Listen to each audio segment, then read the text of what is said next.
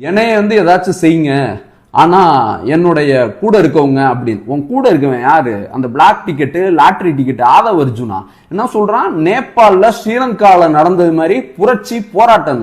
டே தம்பிகளா, தமிழ்நாடு புரட்சி போராட்டம் எப்ப தெரியுமா பண்ணிருக்கு? தமிழ் மக்களோட உரிமைகள் பாதிக்கப்பட்டப்பதான். சரியா? இந்திய திணிச்சானப்ப போராடணும். அதே மாதிரி கம்யூனிஸ்டுகள் விலைவாசி கூலி உயர்வு தொழிலாளர்களுக்கு பிரச்சனைனா போராடுவோம். சரியா? இதுதான் போராட்டம் மக்கள் பிரச்சனைக்காக. நீ செய்ய நினைக்கிறது கலவரம். எது? உன்னோட ரசிகர்களை மூலச்செலவு செஞ்சு கலவரம் பண்றதுக்கு நீ தூண்டுற. அதுல இன்னொன்னு என்ன பஞ்ச் டயலாக்கு, என்ன நீங்க சிஎம் சார் பழிவாங்க. நீ யாரு எங்க சிஎம் சாருக்கு தலைவருக்கு? நீங்க எல்லாம் ஒரு ஆளா?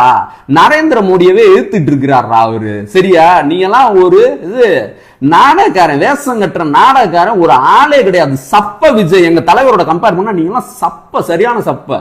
சரியா? அப்புறம் என்ன சொல்றீங்க? ஆபீஸ்க்கு வாங்க அப்படின்றது எப்படி இருந்துச்சு தெரியுமா? வடிவேலு சுந்தர்சியை கூப்பிடுவாப்ல பாரு, என் ஏரியாவுக்கு வா, என் தெருக்கு வா, என் வீட்டுக்கு வான்னு. அந்த மாதிரி இருக்கு.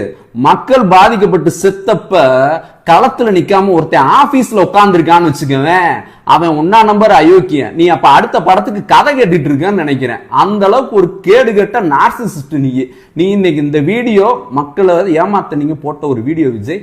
நீங்க பாத்தீங்கன்னா இறந்து போன மக்களுக்கு ஒரு இரங்கல் தெரிவிச்சு அஞ்சலி செலுத்துற அந்த மோட்லயே நீங்க இல்ல. நீங்க ரொம்ப மோசமான ஆள்.